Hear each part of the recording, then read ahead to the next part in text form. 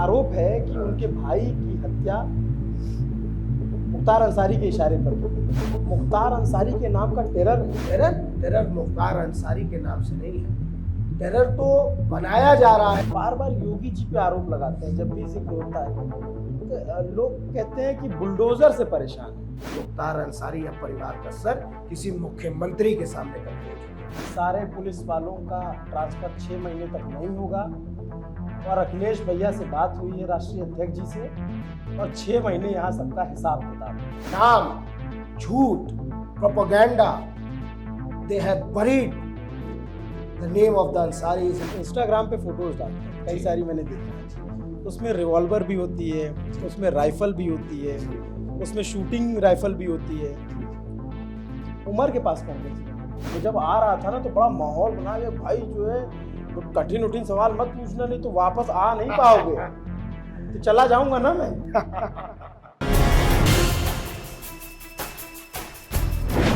उत्तर प्रदेश की मऊ विधानसभा सीट, और उस सीट का जब जिक्र होता है तो एक नाम जहन में आता है, एक नाम जो सालों से चर्चा में है। लोग उसे अपना रॉबिन हुड कहते हैं, जो यहाँ के स्थानीय हैं, और बाहर के लोग या विरोधी पार्टी के लोग माफिया, बदमाश, तमाम तरीके के तमगे देते हैं। उनका इंटरव्यू हम कर नहीं सकते क्योंकि मुख्तार अंसारी जेल में है। उनकी जगह उनके बेटे अब्बास अंसारी चुनाव लड़ रहे हैं। हम उनका इंटरव्यू करना चाहते थे, उनका भी इंटरव्यू नहीं हो पाया। क्यों नहीं हो पाया उसकी बात भी बताएंगे। उनकी जगह पे हमको ये एक नौजवान मिले, उमर। आज से 4-5 साल पहले एक तस्वीर देखेंगे तो एक लड़का काउबॉय हैट पहने लंदन के किसी बागीचे में खड़ा है और एकदम कूल डूड टाइप से, और उस लड़के की तस्वीर आप देखेंगे तो कहेंगे यार ये तो बिल्कुल बदल गया। इतना बदलाव कैसे? ये पूरा लुक चेंज हो गया। और ये जो मूंछ है, देखिए तब स्टूडेंट लाइफ थी। अच्छा, I was studying in London, graduation कर रहा था। पहले स्कूलिंग किया बोर्डिंग स्कूल से। हम 2 ही भाई हैं अपने फादर के, 2 बेटे। तो दोनों को फादर की हमेशा से ये नियत थी कि इनको अच्छे से पढ़ाना लिखाना है। तो भैया studied in GD Goenka world school, वो भी बोर्डिंग में रहे, और मैं पाथवेज वर्ल्ड स्कूल, वो भी अरावली गुड़गांव में ही, वो भी बोर्डिंग स्कूल था, वहाँ था। उसके बाद फिर मैं इंग्लैंड चला गया फर्दर स्टडीज़ के लिए। तब स्टूडेंट लाइफ थी, तब ज़्यादा मूछ का कोई वो नहीं था। उसके बाद फिर संघर्षों का दौर चालू हुआ। आफ्टर माई तो आपने वहाँ क्या पढ़ाई की? B honours business management. किस ईयर में? 2019 पास आउट था। 19 पास आउट। 16 में 12th पास किया, फिर ग्रेजुएशन। फिर वहाँ से लौटे जी। तो वो लौटने के उस बाद वक्त लोकसभा इलेक्शंस चल रहे थे। लोकसभा इलेक्शन चल रहे थे, तो वो उमर अंसारी एकदम से बदल कैसे गया? देखिए लोकसभा इलेक्शंस तक, you will see my videos, Afzal Baba was contesting the election. Afzal Baba लड़ रहे थे यहाँ मऊ की सीट से, बसपा के उस वक्त कैंडिडेट थे अतुल राय जी। बिल्कुल, उनके प्रचार में भी तो you must have seen my videos. तो तब ये था कि ऑन एंड ऑफ चलती थी पॉलिटिक्स, मतलब मेन स्ट्रीम पर आकर नहीं था। भैया थे मेरे बड़े भाई, बट मैं चूँकि स्टूडेंट था। तो हुआ यूँ कि जब मैं वापस पढ़ाई कंप्लीट कर ली मैंने, और 2019 के बाद लोकसभा इलेक्शन बीत गए, ग्रेजुएट हो गया मैं। मई में मेरा एग्ज़ाम था, इन आई थिंक अगस्त में मेरी वो आ गया था सर्टिफिकेट वगैरह, डिग्री वगैरह। उसके बाद मेरे ऊपर मुकदमे लगा। सबसे पहले भैया पर मुकदमे लगा गए। अच्छा, कैसे मुकदमे? लोकसभा इलेक्शन के बाद ये स्क्रूटनी हुई, क्योंकि हमारे भी लोग अंदर है जो सिस्टम में काम करते हैं। तो ये बात पता चली कि एक स्क्रूटनी हुई जिसमें मोदी जी और योगी जी बड़ा खफा थे। इस बात से खफा थे कि गाज़ीपुर के जस्ट बगल की सीट है बनारस, और मोदी जी की कॉन्स्टिट्यूंसी है, उसके बगल में अफजाल अंसारी जीत जाते हैं। इतने बड़े चेहरे मनोज सिन्हा को हराकर, इनके पास 3-3 मंत्रालय हैं, और अमित शाह जी उस वक्त के हेड थे, वो आकर उनका पर्चा भराते हैं।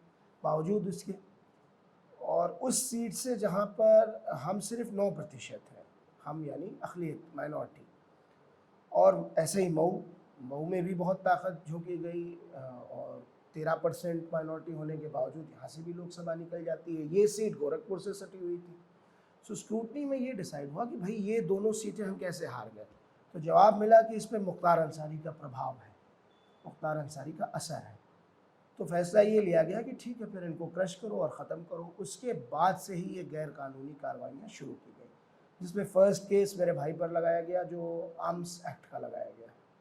My brother is a national champion, बिल्कुल।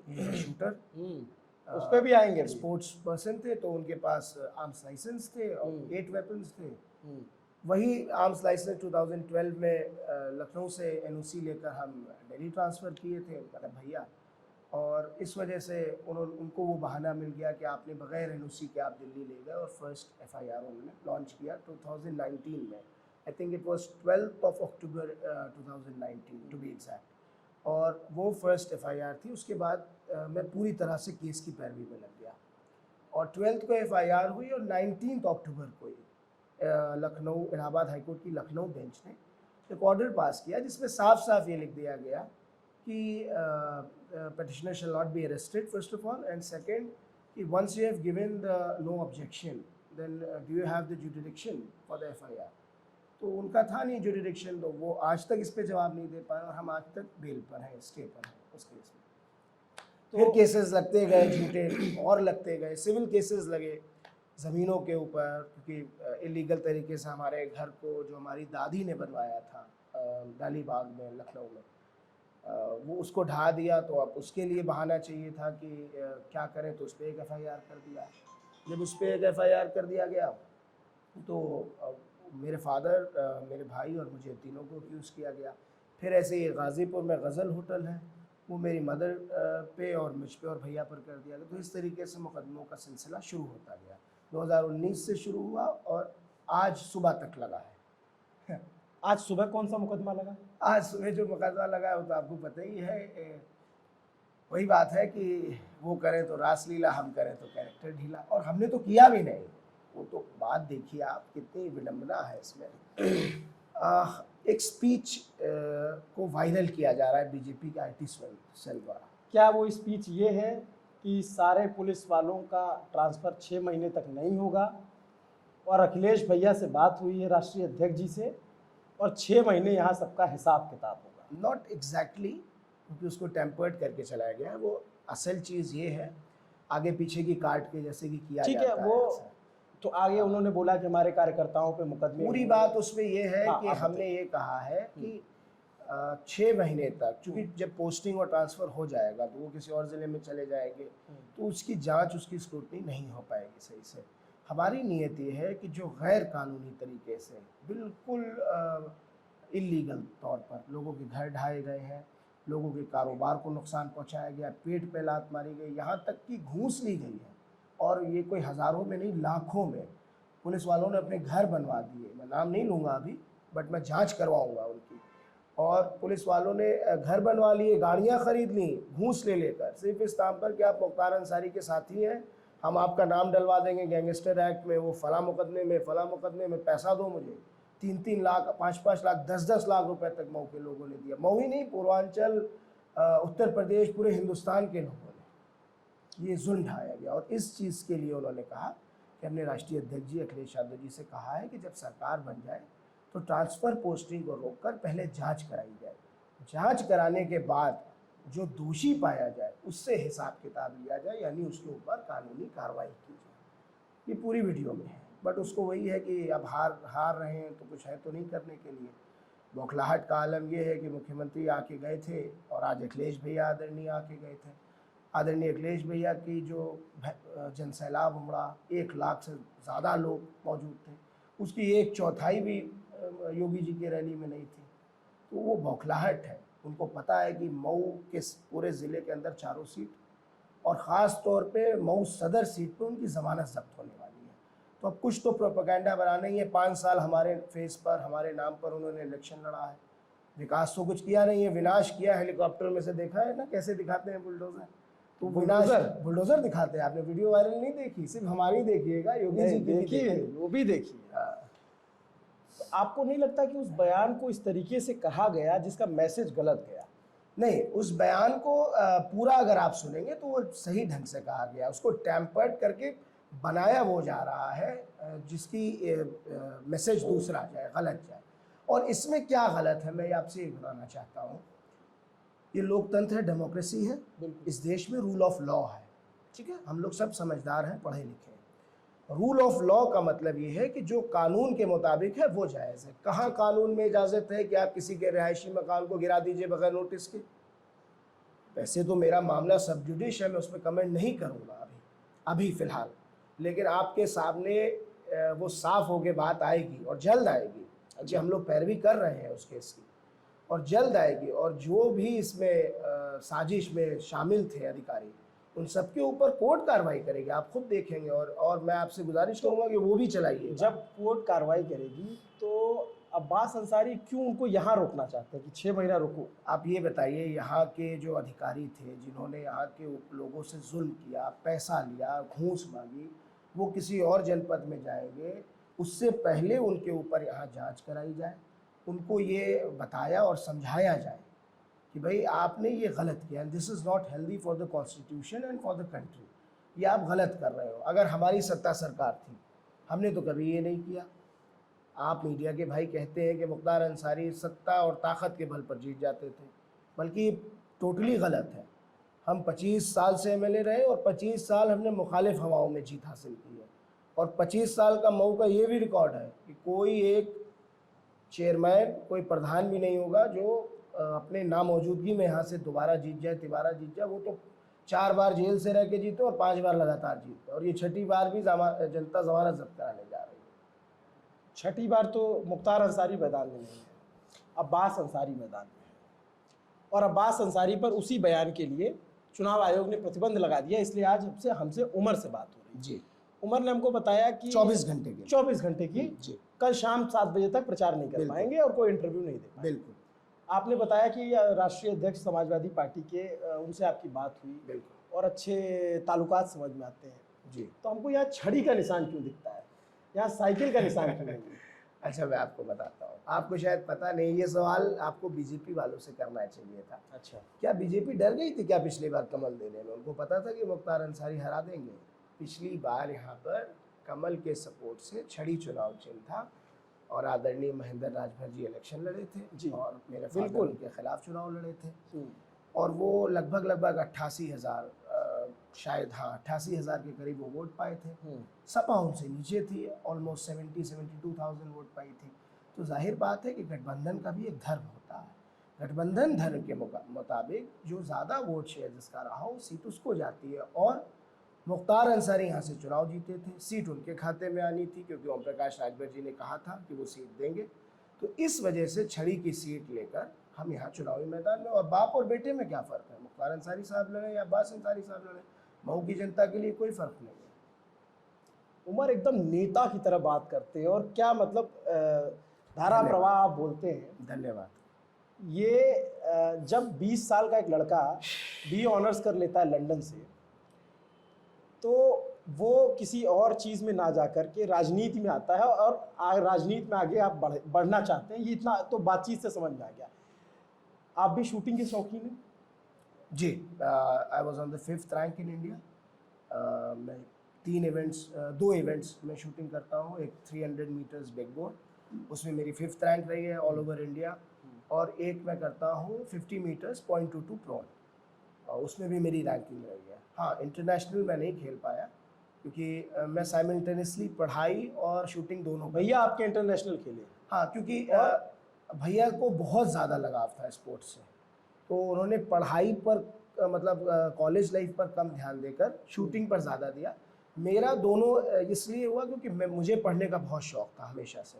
आई wanted to do PhD and I still want, तो वो तो मैं कर ही लूँगा बहन। लेकिन मेरा ये सोच थी कि मैं शूटिंग स्पोर्ट्स के लिए करूँ एज अ हॉबी, और पढ़ाई भी साथ साथ करता रहूँ। तो उतना टाइम मैं प्रैक्टिस में नहीं दे पाता था। तो ये आपकी हॉबी जो थी वो लंदन के दोस्तों को भी पता थी क्या? हाँ, क्योंकि इसलिए ये सवाल है कि जब मैं एक केक देखता हूँ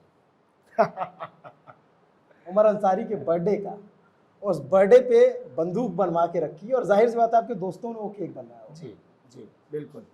मेरे दोस्त तो कौन कौन सी बंदूकों का शौक? यहाँ कुछ दोस्त मेरे मौजूद भी हैं। हाँ, और ये वो कहाँ केक कटा था, किस्सा उसका आई बताइए। थिंक लखनऊ की बात है। अच्छा, लखनऊ में था। लखनऊ की बात है। अच्छा। मेरी बर्थडे आई थिंक 5 साल हो गया है इस बात को, 2017 या 18 का वक्त, 17 था, 16-17 नियर अबाउट।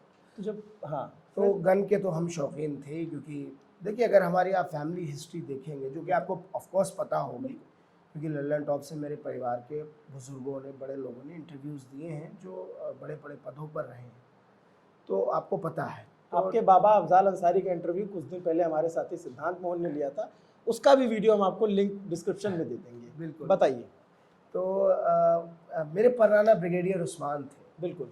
जो पहली हिंदुस्तान और पाकिस्तान की जब जंग हुई, तो कश्मीर की हिफाजत के लिए जब पहली सेना भारत से भेजी गई वहाँ पर, तो उसकी 52 पैरा ब्रिगेड के ब्रिगेडियर की हैसियत से, उस सेना के अध्यक्ष होने की हैसियत से ब्रिगेडियर उस्मान को सफदरजंग एयरपोर्ट से वो उड़े और गए, और उन्होंने अपने सिपाहियों के साथ ये कसम खाई कि जब तक नौशेरा को और झांगर घाटी को वापस हिंदुस्तान को कब्ज़ा नहीं दिला देते, तब तक आपके साथ मैं ब्रिगेडियर होने के बावजूद भी ज़मीन पे सोऊंगा। और जंग हुई, नौशेरा के ऊपर तिरंगा लहराया अल्हम्दुलिल्लाह, और उसके बाद झांगर घाटी का भी कब्ज़ा वापस हिंदुस्तान को दिलाया गया। उसी जंग में 3 जुलाई 1948 को मेरे परनाना ब्रिगेडियर उस्मान, जो प्रथम महावीर चक्र विजेता थे, ये भी एक खासियत, नौशेरा का शेर, नौशेरा का शेर, जिसको मोदी जी भी नहीं भूल पाते हैं। अभी गए थे दिवाली पर, नौशेरा ही गए थे और नाम लेकर आए और नमन किया। तो हम उस ख़ानदान से हैं, उनका खून हमारी रगों में है। तो असलहों का शौक़ तो हमेशा से था, ज़मींदारों का परिवार था, और लाइसेंसी असलहा रखना इस देश में कौन सा बुरा है। आप इंस्टाग्राम पे फोटोज़ डालते हैं, कई जी। सारी मैंने देखी हैं। जी उसमें रिवॉल्वर भी होती है, जी। उसमें राइफ़ल भी होती है, जी उसमें शूटिंग राइफ़ल भी होती है। जी। उमर के पास कौन कौन सी बंदूकें हैं? नहीं, मेरे पास कोई बंदूक नहीं। मैं जब शूटिंग करता था तो मैं रेंट पर लेकर शूटिंग करता था। अच्छा। हाँ, उस वक्त तक मेरा लाइसेंस नहीं बना था। अब बन गया है? हाँ, अब लाइसेंस बन गया है, बट उसको भी गवर्नमेंट ने सीज करा दिया, आई मीन कैंसिल करा दिया। क्यों? क्योंकि मैं मुख्तार अंसारी का बेटा हूँ, शायद इसलिए मैं उससे बहुत बड़ा अपराध कर सकता हूँ। उमर, आपकी उम्र अभी 23 साल है। आई जी, थिंक 23 जी। साल। 23 प्लस, आई टर्न 24 इन सितंबर, 23 सितंबर। 24 साल आप हो जाएंगे। जी। आप लंदन में रहे, आप और तमाम जगहों पे पढ़ाई किए। आप अपने साथ जब बड़े हो, छोटे से बड़े होते होते आप एक बैगेज लेकर बड़े हुए। ट्रू। मुख्तार अंसारी का बेटा। Very true, and very proud of it, not ashamed of it, very proud of it. तो जब आप लंदन में थे या फिर आपके बाकी जगहों पे क्लास दोस्त थे, तो बात होती थी, अरे ये तो मुख्तार अंसारी के बेटे हैं, मतलब कुछ ऐसा डरते थे क्या? हैं? नहीं, डरते नहीं थे, बल्कि एक इंसिडेंट मैं आपको बता देता हाँ, हूँ। सुना दीजिए। आपको बड़ा ताज्जुब होगा कि जब मैं लंदन में गया, तो मैं सोच रहा था कि कोई फ्लैट रेंट करूँ, सारे दोस्त मिलकर के। अच्छा। तो जल्दी देते नहीं हैं, स्पेशली बॉयज़ को, क्योंकि वो सामान को नुकसान पहुंचा देते हैं, प्लस उनके सोसाइटी में भी फिर अच्छा मैसेज नहीं जाता, क्योंकि देर आ रहे हैं, देर से जा रहे हैं, या किसी भी तरह का कोई बवाल कर रहे हैं, तेज़ म्यूज़िक, लाउड म्यूज़िक, ये सब। और लंदन में ख़ासा तौर पर ध्यान दिया जाता है इन चीज़ों का, क्योंकि लंदन इज़ अ हब, हर तरह के लोग हर देश से आकर वहाँ पर बसे हुए हैं। तो जब मैं टेनेंट की हैसियत से एक घर को हम लोगों ने, दोस्तों ने पसंद किया, तो ये हुआ कि भाई किसके नाम लिया जाए, तो ये डिसाइड हुआ दोस्तों से कि आप अपने नाम लीजिए। तो उस दिन उन्होंने मुझे कहा कि आपको मैं टेनेंट की हैसियत से घर इसलिए दूंगा क्योंकि आप मुख्तार अंसारी के बेटे हैं। ही वॉज अ इंग्लिशमैन। तो मैंने पूछा, ये बात हमारी उनकी अंग्रेज़ी में हुई, बट मैं आपको बता रहा हूँ। तो मैंने पूछा कि आप ऐसा क्यों कह रहे हैं, लोग तो घबराते हैं, क्योंकि उन्होंने मेरे फादर का नाम वगैरह गूगल किया था। तो उन्होंने ये कहा कि अगर इसका कोई नेगेटिव पॉइंट है, तो इसका प्लस पॉइंट ये है कि you are rich, you will not destroy my property, आप नुकसान नहीं पहुँचाएंगे मेरी प्रॉपर्टी को। तो ऐसा नहीं है, हर चीज़ के दो पहलू होते हैं, अच्छा भी और बुरा भी। और मुख्तार अंसारी साहब का सिर्फ बुरा पहलू दिखाया जाता है, ख़ास तौर पे आपको नहीं, लेकिन मेन स्ट्रीम मीडिया को मैं कह रहा हूँ। माफिया, गुंडा, अपराधी, खूंखार, बस नहीं चलता कि राक्षस कह दें, डेमोन कह दें, मतलब क्या कुछ बस नहीं चलता कह दें। लेकिन वो भी एक साधारण आदमी है, and he was a very good cricketer, very good cricketer. अच्छा। हाँ, if you go to Ghazipur, जो उनके साथ खेले, ही प्लेड रणजी ट्रॉफी। और लोग ये भी कहते हैं, मैं तो बहरहाल पैदा भी नहीं हुआ था, अपनी जवानी में लोगों ने कहते थे कि अगर वो अपनी लाइन को पॉलिटिक्स छोड़कर पकड़े रहते तो आज वो शायद इंडिया टीम में होते। तो इस वजह से ऐसा नहीं है, हमारी पूरी फैमिली को गलत तरह से इमेज को पोर्ट्रे किया जाता है और ख़राब, खुसूसन तौर पे ख़राब दिखाया जाता है और असली सच्चाई लोगों को पता ही नहीं, ये सच्चाई। और जो मुकदमे, देखिए मुकदमे आज़म खान साहब पे क्या थे, नेता थे। चलिए हम तो बदनामे ज़माना है, मुख्तार अंसारी साहब बहुत बड़े गुंडे अपराधी, सारी मीडिया कहती है। क्या थे आज़म खान साहब? 9 बार के विधायक, 2 बार के सांसद, आई थिंक 3 या 4 बार के कैबिनेट मिनिस्टर, एक बड़ी शख्सियत उत्तर प्रदेश में। आज भी मंच पे अखिलेश जी आए थे, पीछे पोस्टर पे आज़म खान साहब की तस्वीर थी। एक दिन में 100 से ज़्यादा मुकदमे, और ऐसे ही है हमारे ऊपर। मेरी वालदा के ऊपर, मेरी मदर के ऊपर जो केस लगाया वो 500 रुपये के बोर्ड चोरी का मुकदमा है। 500 रुपये के बोर्ड चोरी का मुकदमा है, और उस पर जुर्माना होना चाहिए, जिसपे यूपी की एसटीएफ ढूंढ रही है, पकड़ने के लिए खोज रही है। वो तो बात अलग है कि हमें स्टे मिल गया कोर्ट से, सारे केसेस में स्टे मिला। मेरी मदर पे मोर देन 12 एफआईआर्स हैं, मेरे ब्रदर के ऊपर 8 या 9, आज वाली भी जोड़ दूंगा तो 8 या 9 हो जाएंगी, और मेरे ऊपर 3 एफआईआर हैं। सब पे हम स्टे पर हैं क्योंकि सब झूठे थे। सारे मुकदमों में हमें बेल मिली, किसी में एंटीसिपेटरी बेल, किसी में स्टे। आपको क्या लग रहा है कि हम गलत होते और योगी जी हमें यहाँ बैठ के आपसे इंटरव्यू करने देते? जेल की चक्की पीस रहे होते साहब। मुख्तार अंसारी एक बहुत बड़ा नाम है, और ये इतना बड़ा नाम हो गया है कि इस देश के प्रधानमंत्री, इस प्रदेश के मुख्यमंत्री पूरे 5 साल और पूरे 8 साल इसी नाम को भजाने में रह गए, और जनता सब समझती है। यहाँ के आप आवाम से मिलिए, मैं तो कह रहा हूँ मऊ में आपका स्वागत है, पूर्वांचल में आपका स्वागत है। मिलिए मुख्तार अंसारी के बारे में, जानिए, लोगों से पूछिए, ख़ास तौर पे गरीब लोगों से। चट्टी चौराहे पे खड़े गुंडों से मत पूछिए, लेकिन गरीब आवाम जो टूटी हुई चप्पल से जा रहा हो, जो बिल्कुल फटी हुई धोती रखा हो, जो सड़क पे जूता पॉलिश कर रहा हो, जो पीठ पे बोरा ढोके जा रहा हो, जो ठेला खींच रहा हो, जो रिक्शा चला रहा हो, किसी से पूरे मऊ, पूर्वांचल, उत्तर प्रदेश में पूछिएगा तो एक स्वर से बुलंद आवाज़ में कहेगा कि मुख्तार अंसारी मसीहा है। क्योंकि हमने हमेशा कमज़ोरों की लड़ाई लड़ी। जो कमज़ोरों को दबाते हैं, कुचलते हैं, मिटाने की कोशिश करते हैं, हम उनका सहारा बनते हैं। तो आप सहारा बनने की बात करते हैं। आपके पिता पिछले करीब 17 सालों से जेल में। Yes, almost. और आपके 17 क्रॉस हो चुका है, 18वां लग गया। 17 साल। अब्बा उमर ने एक बार किसी मंच से शायद कहा कि मुझे मेरे पिता की गोद नसीब नहीं। बिल्कुल सही है। मेरी 23 बरस की उम्र है। 23 बरस की उम्र में मैं 22 साल 22 ईयर्स अपने फादर से दूर रहा। 17 साल से तो आप ही ने बता दिया कि वो लगातार जेल में है। 25 अक्टूबर 2005 जब उनको एक फर्जी दंगे के मुकदमे में फंसाकर भेजा गया, जिसमें वो बाद में रिहा भी हो गए।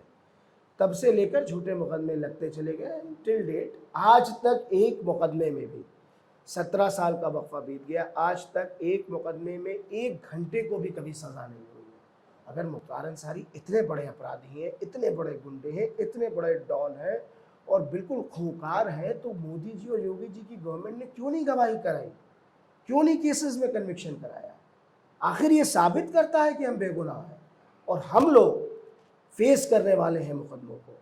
हम लोग मुकदमों के ट्रायल को फेस करते हैं। 17 साल ऐसे ही नहीं जेल में हैं। हम उनमें से नहीं हैं। हमारी भी सत्ता और सरकार रही, हमने ना कभी अपने मुकदमे वापस कराए, और मैं पूरी जिम्मेदारी से आपके सामने। मुकदमे वापस करवाए से क्या तात्पर्य? मुकदमे वापस कराए से मुराद है कि इस प्रदेश के मुखिया योगी जी ने अपने मुकदमे अपनी कलम से उठा लिए। अफजाल बाबा ने बताया था लल्लेन टॉक पे। अपने मंत्री परिषद के मुकदमे उठा लिए, अपने स्वजाति के गुंडों के मुकदमे उठा लिए। क्या वजह है? इस देश का सबसे बड़ा अपराधी और डॉन दाऊद इब्राहिम है, अंडरवर्ल्ड डॉन है ना। दाऊद इब्राहिम के फाइली, दाऊद इब्राहिम के को अक्यूज हैं ब्रजेश सिंह और सुभाष ठाकुर। ब्रजेश सिंह 7 साल से बनारस की जेल में आराम फरमा रहे हैं। मोदी जी की कॉन्स्टिट्यूएंसी है, देश के प्रधानमंत्री की। किसी की हैसियत नहीं, नज़र उठा के देख ले। महीनों बीएचयू के एसी कमरों में आराम फरमाते हैं। आप कैमरा नहीं लगा सकते हैं जेल गेट के बाहर, हाथ पकड़ लिया जाएगा, गट्टा तोड़ दिया जाएगा आपका। ये गुंडई है। वहाँ तो कोई नहीं देखता है। और ये भी मैं आपको बता दूं कि तीनों टाइम घर से खाना जाता है। एक लौते वो ऐसे हैं व्यक्ति जो जेल में हैं और तीनों टाइम घर से उनका खाना जाता है। और जघन अपराधों में 1-2 मुकदमे नहीं है, सैकड़ों की संख्या में मुकदमे हैं। जघन अपराधों में नरसंहार किया था, 7-7 लोगों को मार दिया एक ही परिवार के। उसके बावजूद उनको, चूंकि वो उनकी गोद में बैठे हैं, उनके भतीजे सुशील सिंह भाजपा से ही चुनाव लड़ रहे हैं चंदौली से, उनके सहयोगी दल जेडीयू से धनंजय सिंह चुनाव लड़ रहे हैं। कितने मुकदमे आप देखिए, मैं सबकी क्रिमिनल हिस्ट्री है मेरे पास। मैं अभी अपने इंटरव्यू के बाद आपको क्रिमिनल हिस्ट्री देता हूँ, आप देखिए क्या मुकदमे। और मैं तो दावे से कह रहा हूँ, लिस्ट जारी करे सरकार, कौन बड़ा माफिया है पता चल जाएगा। 22 मुकदमे वाला बड़ा माफिया है कि 106 मुकदमे वाला बड़ा माफिया है, सरकार लिस्ट जारी कर दे। क्यों नहीं जारी कर रही है? नाम, झूठ, propaganda, they have buried the name of the Ansaris in the fake dust of lies and misconceptions.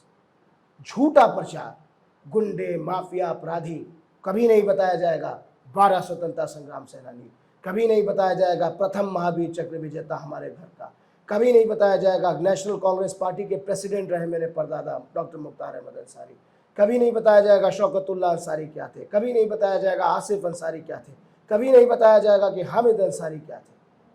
सिर्फ जो बुरा है वो दिखाओ और झूठ और प्रोपेगेंडा, ताकि जो ना जानता हो वो मीडिया और न्यूज़ और अखबार के माध्यम से सिर्फ यही जाने कि ये बहुत ख़राब लोग हैं। लेकिन मैं शुक्रिया अदा करता हूँ आपको और आपकी टीम को कि आप लोग ग्राउंड रिपोर्टिंग करते हैं। और सच्चाई मैं कह रहा हूँ, हम तो सारी बातें, हर किसी का पक्ष जानना हमारा काम है। आपने ब्रजेश सिंह का जिक्र किया जी। 8 अक्टूबर 2021 की तारीख उस नाम से याद आती है, इलाहाबाद हाई कोर्ट।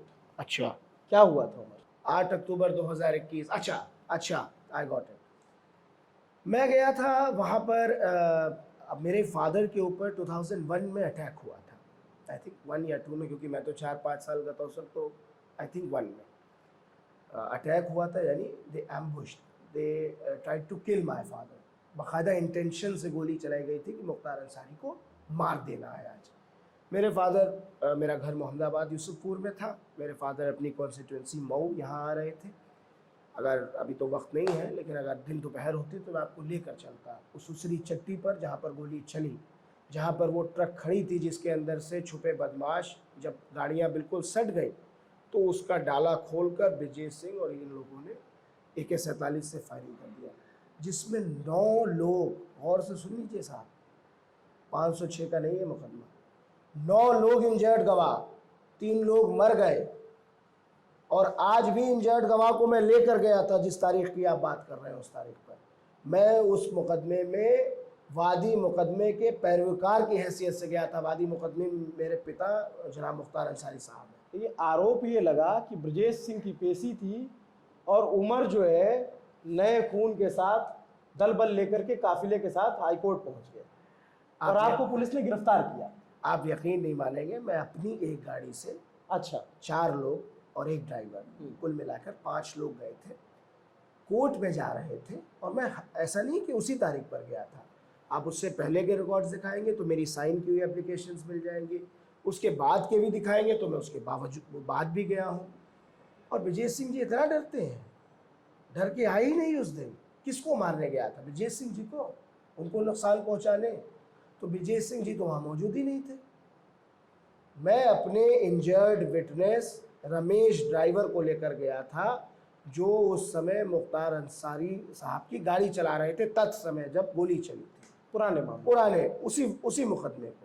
वो इंजर्ड गवाह है, उन्हें गोली लगी है, वो घबरा रहे थे। आप यकीन नहीं मानिएगा, पुलिस के लोग जाकर धमकाते हैं। सुशील सिंह अपनी गाड़ी भेजकर धमकवाए रमेश को। रमेश भाई ने मुझसे खुद बताया, और ये बात कोर्ट में भी उन्होंने बताई, कि मुझे आकर सुशील सिंह बात कराते हैं फ़ोन पर कि ब्रजेश चाचा से बात कर लीजिए, आप टूट जाइए, पैसा ले लीजिए 50 लाख, गाड़ी खरीद लीजिए, ज़मीन कहीं चाहिए हो तो दिला दें, लेकिन गवाही मत देना वरना मार डालेंगे पूरे ख़ानदान को। और रमेश जी ने ये सारी बातें लिख कर दी हैं कोर्ट में। मैं उनको लेकर गया था गवाही कराने, 4 बार गया लेकर, चारों बार ब्रजेश सिंह जी नहीं आए। ना वीडियो कॉन्फ्रेंसिंग पे लाइन कनेक्ट होती है, ना फिजिकली मौजूद होते हैं। 5वीं बार में कोर्ट आजिज आकर सख्त आदेश कर दिया सुपरिटेंडेंट को कि या तो वीडियो कॉन्फ्रेंसिंग पे आज गवाही होगी या तो ब्रजेश सिंह को फिजिकली रूप से मुहैया कराया जाए। और फिर भी ये देखिए शासन प्रशासन के क्या मतलब मैं कहूँ कि सरकार इतना मन बढ़ गया है कि न्यायपालिका का अपमान कर रही है। न्यायपालिका ऑर्डर कर रही है कि लेकर आओ, वीडियो कॉन्फ्रेंसिंग पर गवाही होगी, उसके बावजूद लाइन नहीं कनेक्ट की जा रही है, उसके बावजूद उनको लेकर नहीं आया जा रहा। बता दिया जा रहा वो बीमार है। और मैं उसी मुकदमे में गया था, 5 लोग, और मुझे पहले कहा गया बहुत पोलाइटली कि आप कोर्ट में मत खड़े होइए। कोर्ट के जज सामने मैं खड़ा था अपने वकील और गवाह को लेकर। वहाँ कम से कम कुछ नहीं तो 300-400 की संख्या में पुलिस बल मौजूद था, बहुत फोर्स लगी थी। और तलाशी हुई मेरी बाकायदा गेट पे ही बाहर, मेन कोर्ट के परिसर के गेट के बाहर तलाशी हुई, कुछ भी मौजूद नहीं। उसकी वीडियोग्राफी भी, चूँकि सीसीटीवी फुटेजेस थी और उनके पास जो कैमरे थे उनसे तलाशी के बाद जब मैं अंदर गया तो मुझसे कहा गया आपकी जान को यहाँ खतरा है, आप और वो दोनों पक्ष सामने आएगा तो कोई विवाद ना हो जाए, इसलिए आप बाहर चले जाइए। ठीक है। मुझसे ये बात कही क्राइम ब्रांच के सीओ साहब ने। मैंने रिक्वेस्ट की कि सर मेरे साथ 4 लोग हैं, मैं इन 4 को भी बाहर कर दे रहा हूँ, एक मैं और एक मेरे विटनेस, 2 लोग हम लोग यहाँ बैठ जाते हैं बेंच पे, आप कहिए तो मैं उतनी दूर बैठ जाता हूँ जाके अकेला, मुझे कोई खौफ नहीं है, हम लोग तब डरने वाले नहीं। तब भी उन्होंने एतराज़ किया, कहा नहीं आप ही को सबसे ज़्यादा खतरा, आप एकदम मत रहिए। तो मैंने कहा अच्छा साहब ठीक है। मैं बाहर चला गया। मैं बाहर गया तो वहाँ से भारी पुलिस बल ने आकर अरेस्ट नहीं किया। वहाँ मुझसे कहा गया कि यहाँ भी आपको खतरा है, आप अपनी ही गाड़ी में बैठकर हमारे साथ पुलिस लाइन आइए, उच्च अधिकारी आपसे बात करना चाहते हैं। मैंने अपने घर के बड़ों को वहाँ से फ़ोन किया और फ़ोन करते के दौरान ही मुझसे मेरा फ़ोन ले लिया गया। तो मैंने सीओ साहब से पूछा कि मेरी सुरक्षा को खतरा मेरे फ़ोन से तो नहीं है, मेरा फ़ोन मुझसे क्यों लिया जा रहा। तभी मुझे शक हुआ कि इनकी नीयत में कोई ख़राबी है। बहरहाल पुलिस लाइन ले गए, मेरी सुरक्षा को खतरा, मेरी ही तलाशी, मेरे बैग की तलाशी, मेरे कपड़े की तलाशी, मेरी गाड़ी की तलाशी, स्निफिंग डॉग्स, मेटल डिटेक्टर्स, जैसे कि मैं पता नहीं वहाँ कौन सा बम बारूद लेकर गया था, सब कुछ खंगाल डाला तो सुई की नोक भी नहीं मिली। अब क्या करें, तो अब कुछ तो करना है। 10 घंटा उसको बैठाल चुके हैं, बवाल होगा, मीडिया घेर चुकी थी बाहर। मुख्तार अंसारी एक नाम है और मीडिया के लिए तो ख़ास तौर पे भाई उनको भी टीआरपी चाहिए।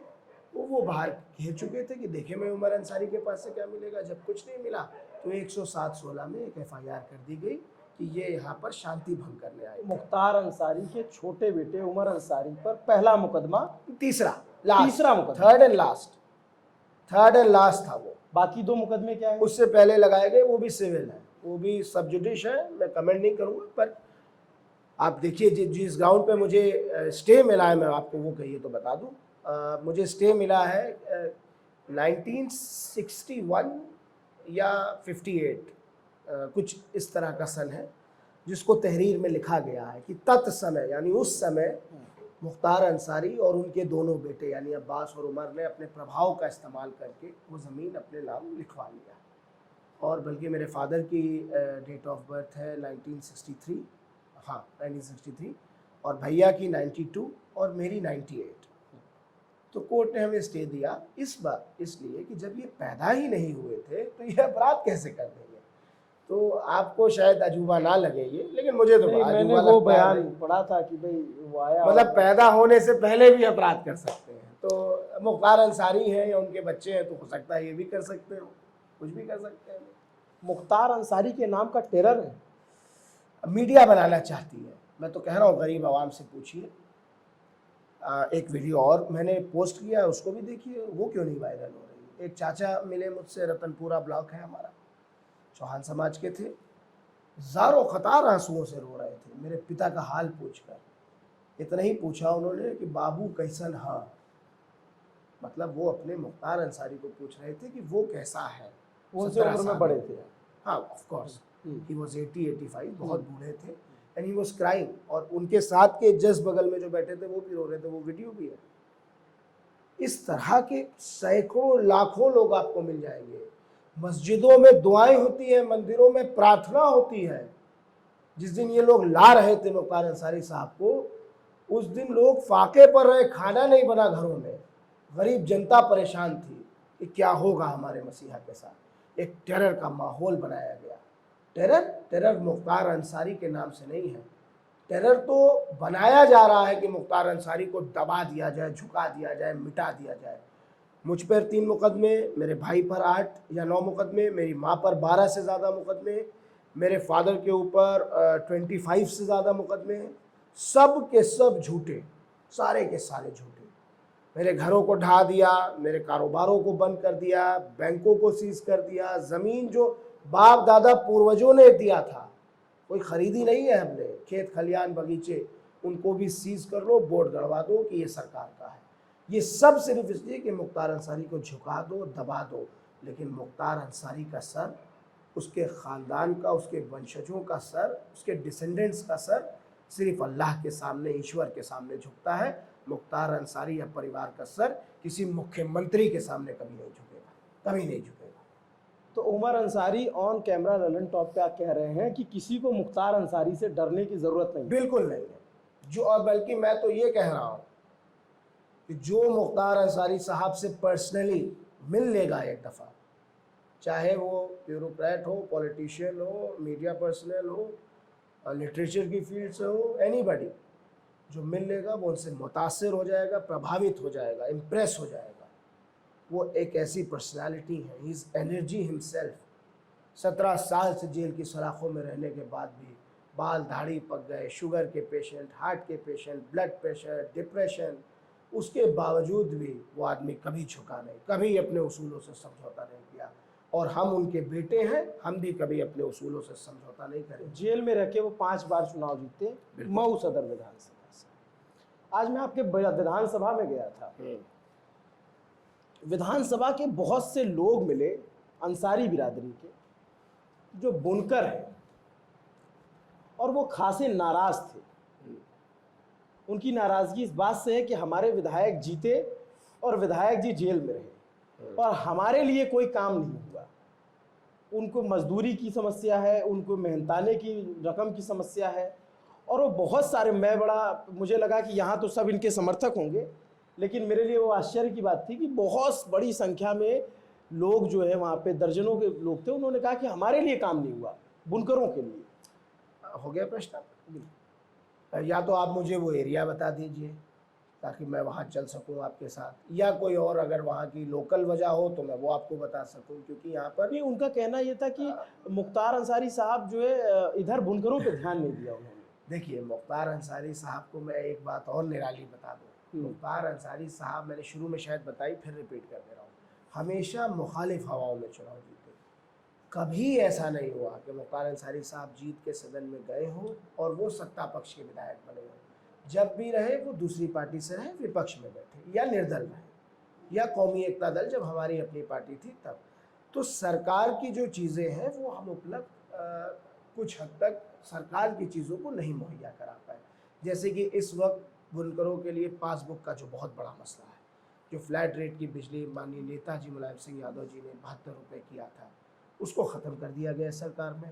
अब ये बीजेपी सरकार ही सही कर सकती है, और बीजेपी सरकार ने ख़ास तौर पर ये किया है कि मऊ के बुनकर हैं ही कहाँ, मुबारकपुर हैं, मऊ हैं, बनारस में है कुछ, ख़ास तौर पे ये किया गया है। तीनों जगह घूमे।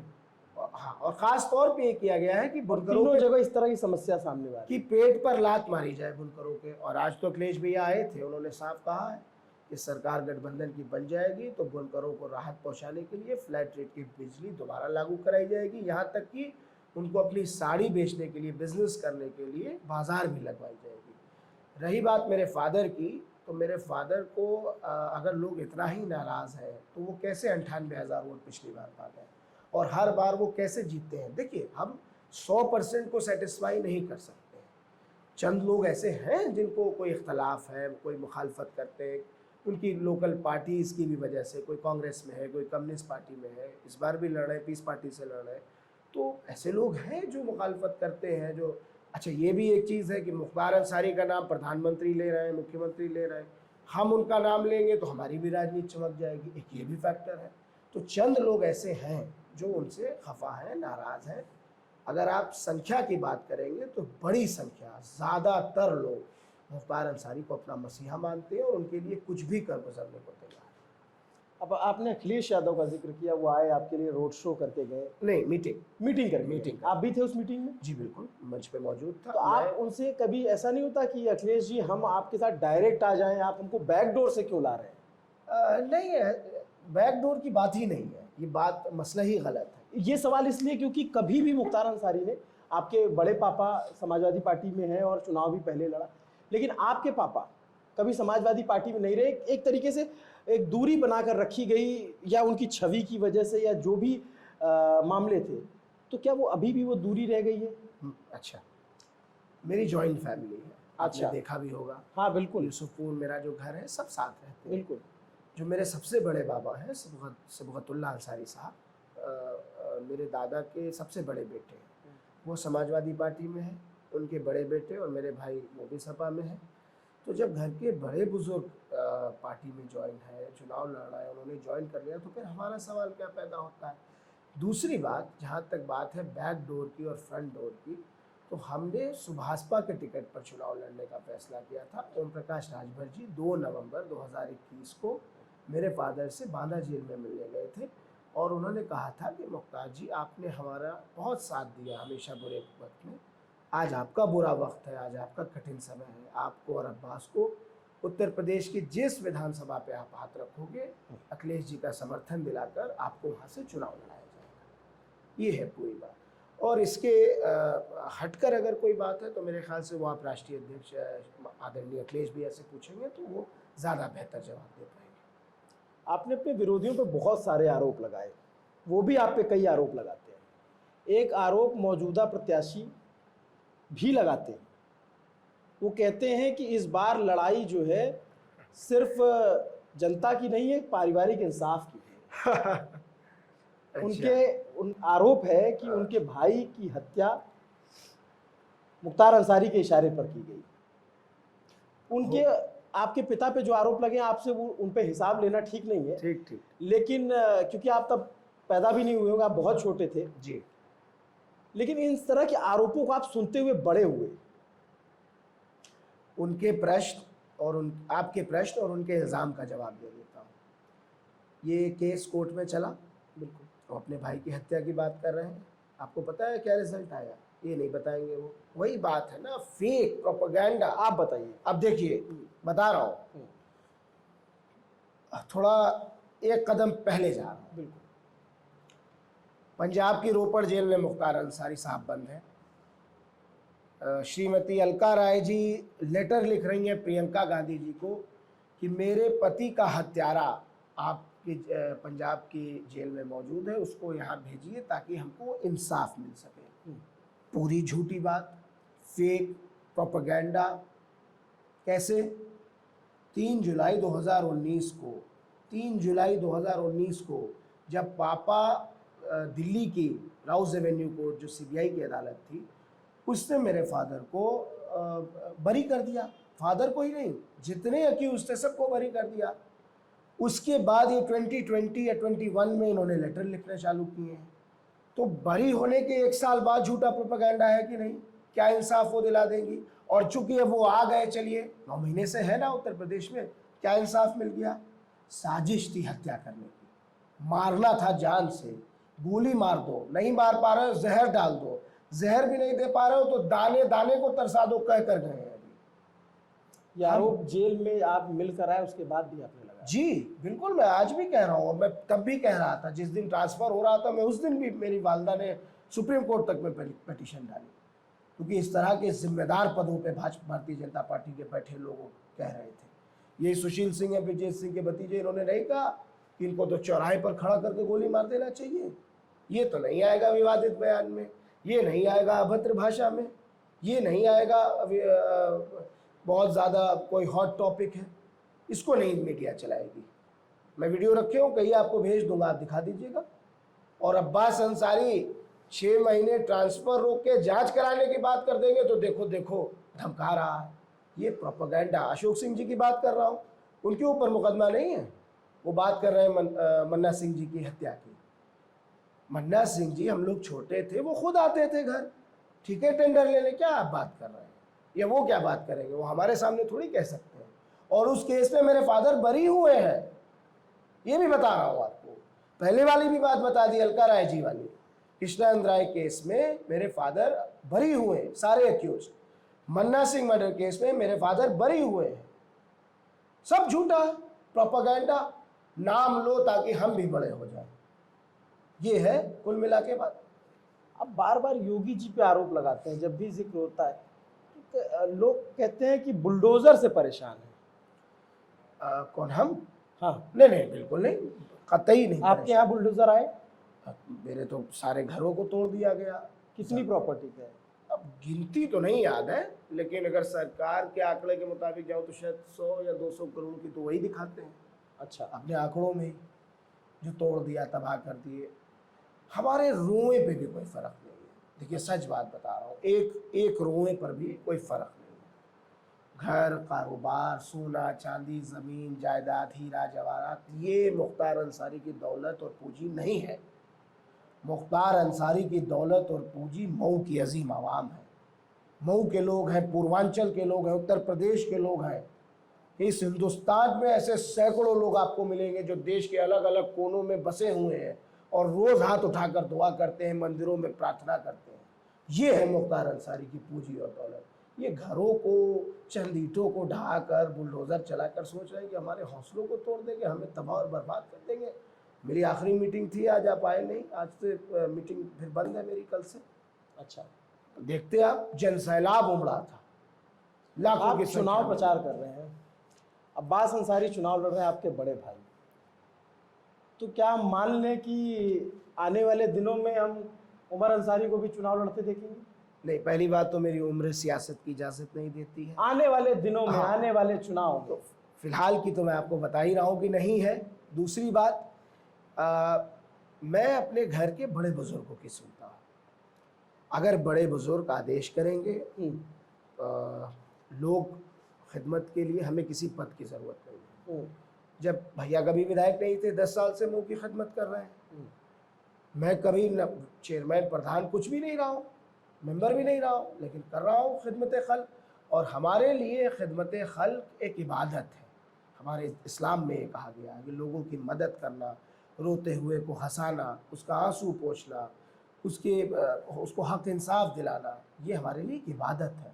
और हम इबादत बहुत मज़े से करते हैं साहब, इसको हम सियासत से नहीं जोड़ते हैं। देखिए, क़यादत और सियासत दो अलग चीज़ है। लीडर होना और नेता होना।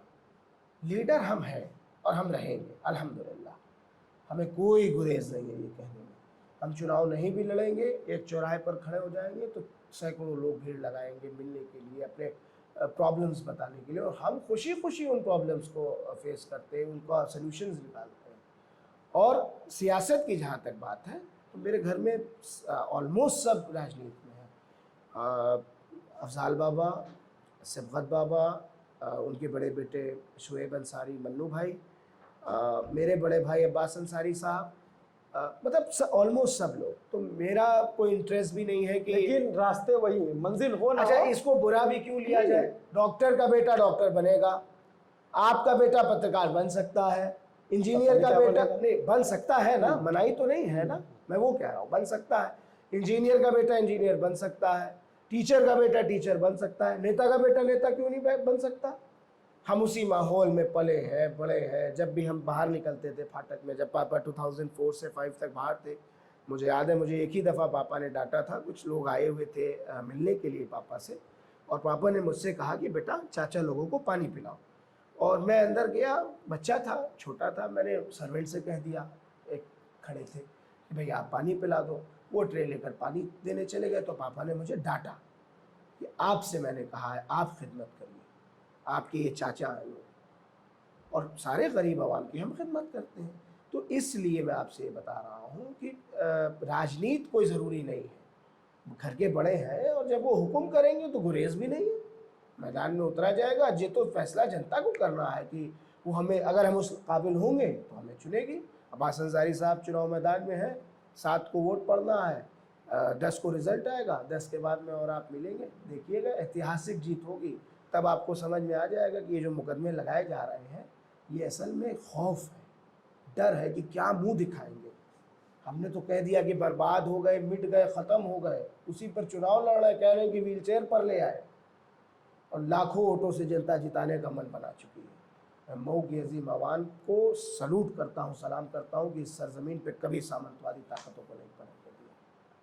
चलिए, ये थे उमर अंसारी साहब, मुख्तार अंसारी के छोटे बेटे। हर तरह का सवाल हुआ। मैं जब आ रहा था ना तो बड़ा माहौल बना के, भाई जो है वो कठिन सवाल मत पूछना, नहीं तो वापस आ नहीं पाओगे। तो चला जाऊंगा ना मैं कहिए तो आपको अपनी गाड़ी में छोड़ के आऊँ। मैं ड्राइविंग का बहुत शौकीन हूँ। I drive. बहुत शुक्रिया। आप चलिए और आप प्लीज़ कुछ खाइए और तब जाइए। ठीक, बहुत धन्यवाद। नमस्कार।